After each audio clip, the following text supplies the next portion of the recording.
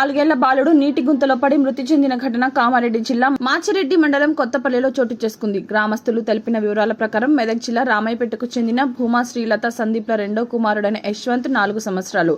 2 రోజుల క్రితం అమ్మమ్మ వరిగే నర్సవ కొత్తపల్లికి తీసుకువచ్చింది. బాలుడు ఆడుకుంటూ నీటి గుంతలో పడి మృతి చెందిన విషయం తెలుసుకున్న తల్లిదండ్రులు గ్రామానికి చేరుకొని గుండెలు విలిసేలా విలిపించారు. కొడుకా, నీకు అప్పుడే 100 ఏళ్లు నిండాయా అంటూ ఆ తల్లి రోదించిన తీరు అక్కడి వారిని కంటతడి పెట్టించాయి. గ్రామంలో విషాద ఛాయలు అలుముకున్నాయి.